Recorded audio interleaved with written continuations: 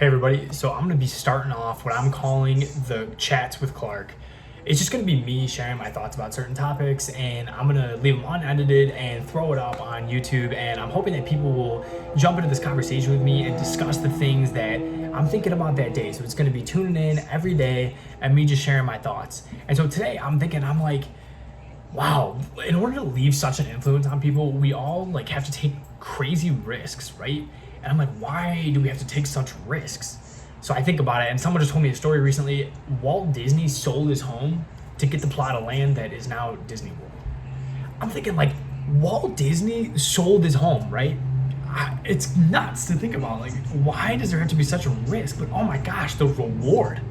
I mean, this is a guy that's has utmost influence, right? I mean, out of world attractions, Disney World's got to be top 10, right? It has to be top 10. And is there a way to leave an influence without taking such a risk? I mean, there's something to be said for the safety in working, doing the desk job, knowing you're getting this amount of income a year, you could support your family, you're going to live comfortably, vacation. Like, there's a lot to be said on that. And I just was thinking, and I'm like, wow, like Walt Disney clearly didn't think so, or clearly wanted something different when he's taken a stab for such a world-changing idea. I don't know, like where do the risks play in here? Did it have to be a risk? Like, why are risks sometimes the only way to go for people? Like, if there's not a risk, they don't think that the reward's big enough.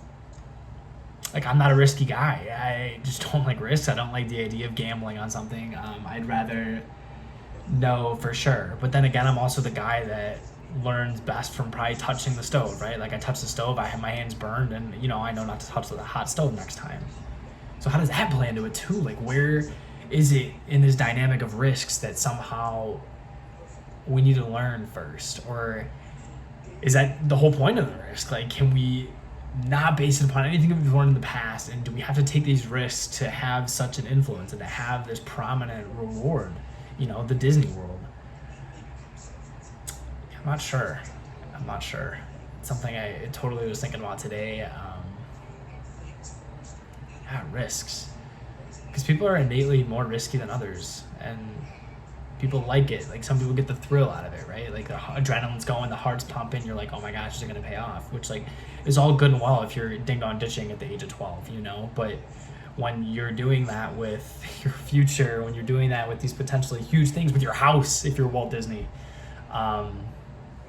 it's big time. That's big time, right? I think about Mark Zuckerberg, supposedly this, like, pretty aggressive dude, pretty cutthroat in college, right? And comes up with what he comes up with, Facebook. It's nuts. There's a lot of risk there.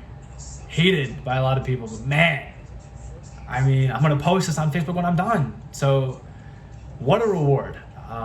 There's a lot of things I think that have been the result of great risk. Great risk. And